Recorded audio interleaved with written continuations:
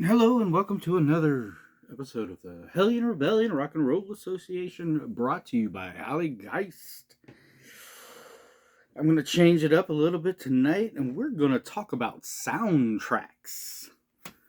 I am not a big soundtrack guy. um, for me, what constitutes a soundtrack is John Williams and the Star Wars theme music, Ennio Morricone with what the good, the bad, the ugly, Ventures doing Hawaii Five O. What's another good one? Oh, like the all the James Bond songs. For me, a soundtrack is music that is really specific to the movie. The music is very specific to the scenes in that movie. Uh, a soundtrack isn't a list of bands, and just because some meathead driving a Thunderbird listening to Quiet Riot for 15 seconds, it doesn't it doesn't make a soundtrack. You know, I'll go buy the Quiet Riot record. I'm not going to buy the soundtrack. So I really don't buy a lot of them. There are exceptions to that rule. A good one that I thought of earlier was a forgotten Arnold Schwarzenegger gem of a movie called End of Days that people have forgotten about.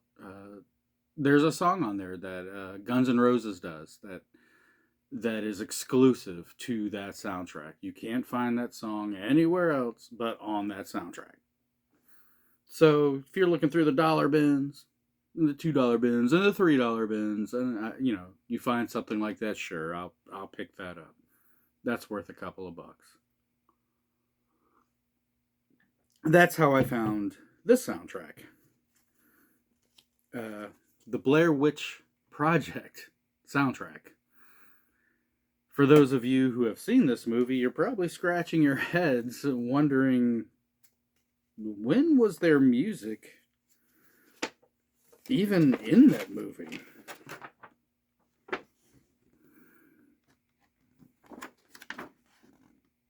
And the answer is, it wasn't. There's no music in that movie whatsoever.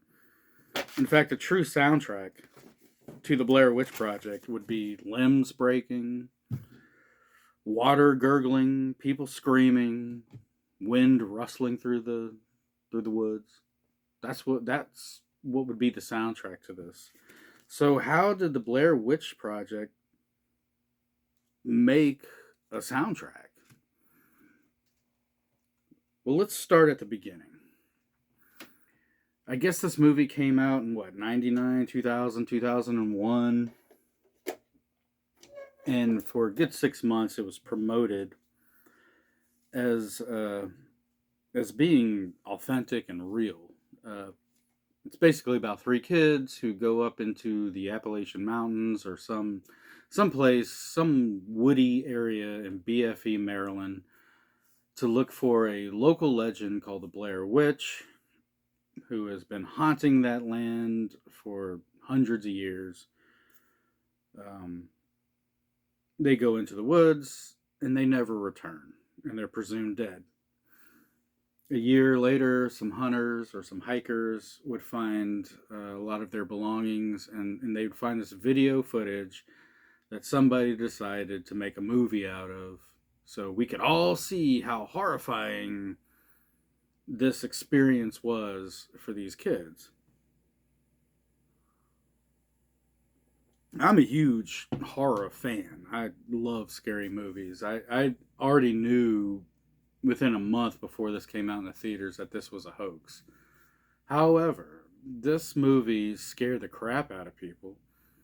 They thought this was real.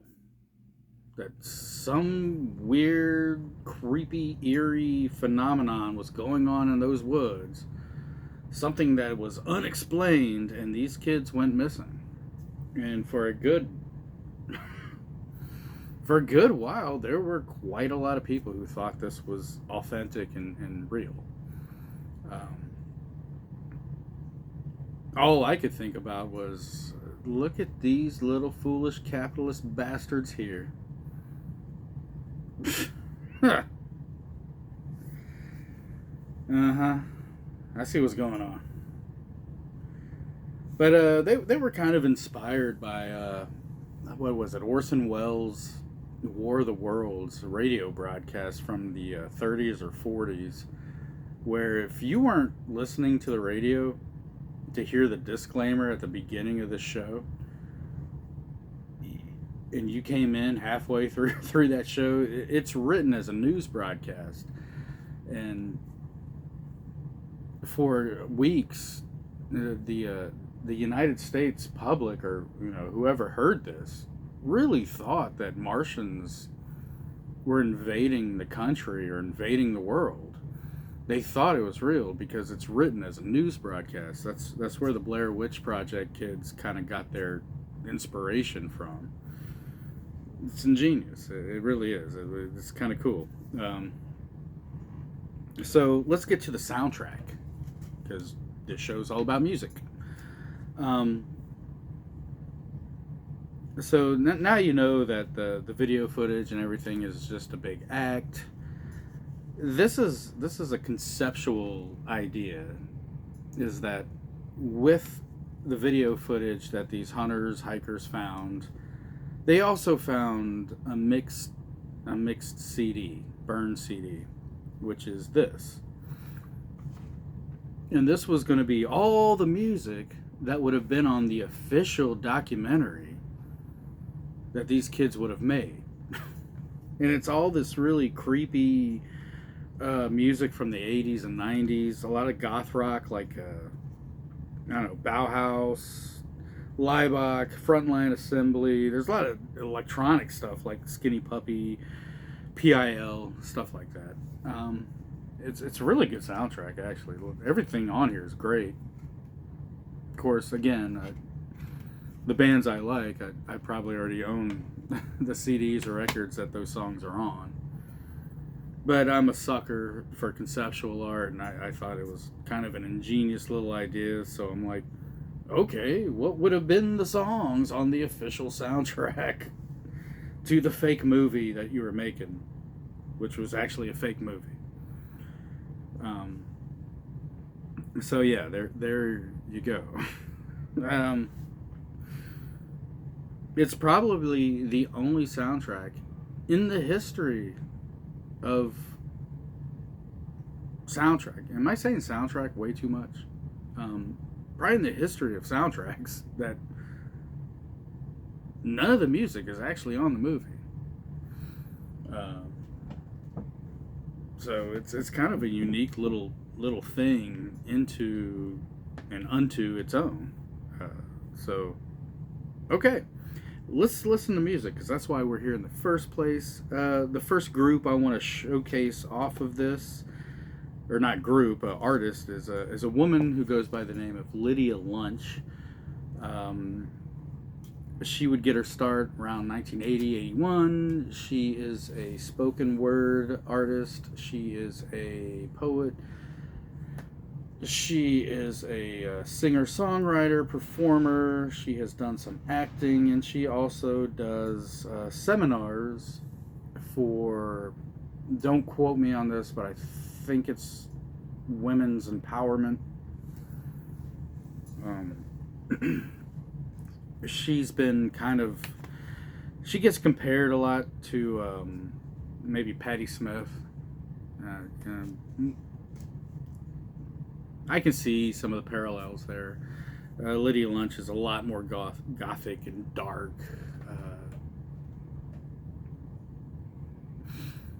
What else? She's still active today, and I honestly don't own anything proper from this woman. Everything I have from Lydia Lunch is on a compilation, on a soundtrack, on a tribute record, and oh yeah, she's from New York. That's another reason why they kind of compare her to Patti Smith. She does the whole New York thing. She's originally from Rochester, New York, but yeah, Lydia Lunch is on the soundtrack, and we're gonna listen to Lydia Lunch.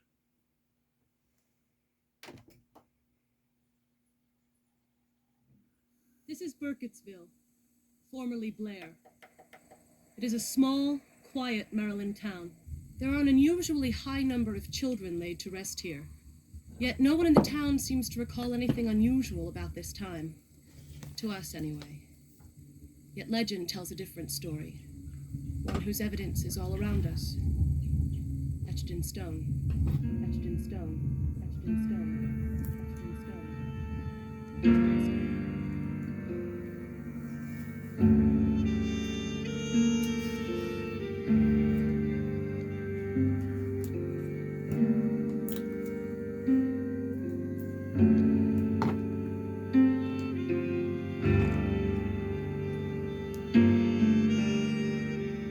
Sunday is gloomy, my hours are slumberless.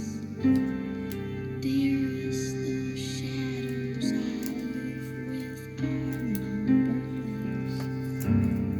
Little white flowers will never awaken you. Not where the black coach of sorrow has taken you. Angels have no thought of ever returning you. Would they be angry if I thought of joining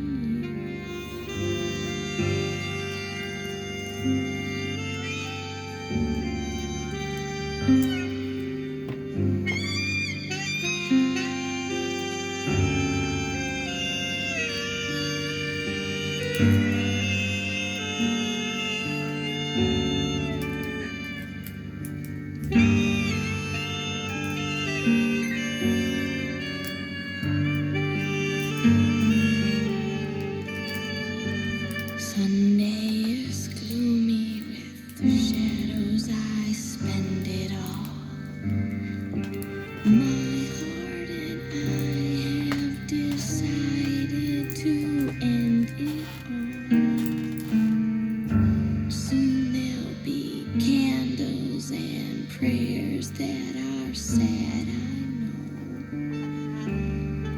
Let them not weep, let them know that I'm glad to go. Death is no dream, for in death I'm caressing you. With the last breath of my soul, I'll be blessing you. Gloomy Sunday.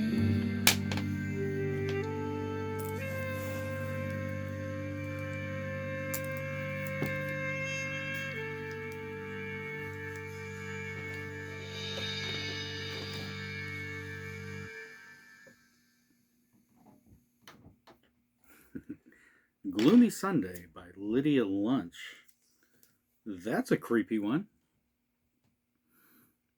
That's a good song to listen to when it's just pouring down rain outside or cold and about to snow or something. Okay, so the next group I want to talk about on that's featured on the Blair Witch soundtrack is a band called The Creatures. And I'm almost embarrassed to say this, but let me tell you about my introduction to The Creatures. Um, so I first heard this group probably in 93, 94. I had some friends. They're into alternative music, progressive rock, things of that nature. I would hear the Creatures once in a while. I liked them. I had a few of their songs recorded on a mixtape back when you would mix tapes. Um,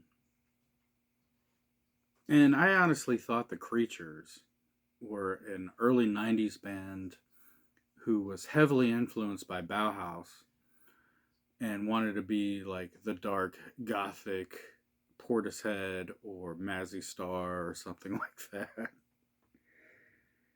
You know, the Chancellor of Rock and Roll, Holly Geist, is not the most perceptive person in the world.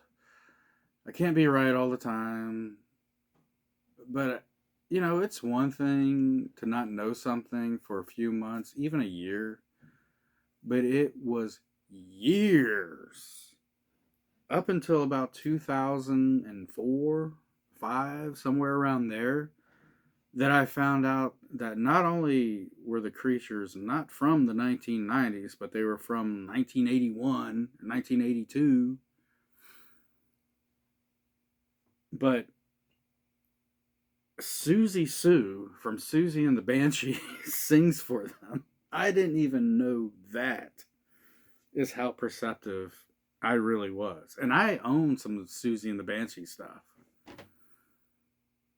Um, yeah, I don't know if there's an excuse for that. So let's listen to the Creatures, and when it comes to this group, I strongly recommend them. I actually like this probably better than Susie and the Banshees because it's just so strange and avant-garde, or however you want to say that. So let's check out the Creatures. Oh, they started in 1981. They were a side project of Susie and the Banshees. They come from London, England. Okay. Okay, number 5.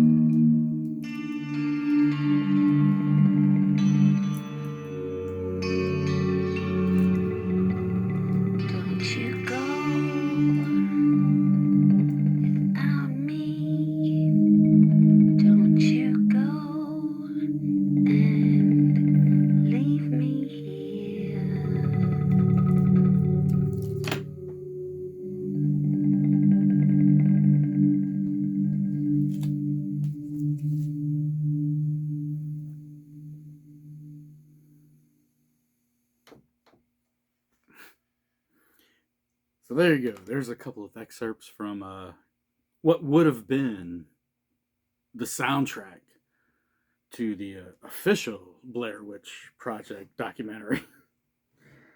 uh, yeah, again, there's a lot of great songs on this, but you can kind of hear what is on here. If you like that weird, creepy, slow stuff like that, you would love the soundtrack. So I will see you next time. Didn't rock it this week, but hey, we'll rock it next week. But I hope you liked it, and beware of the curse of the Blair Witch.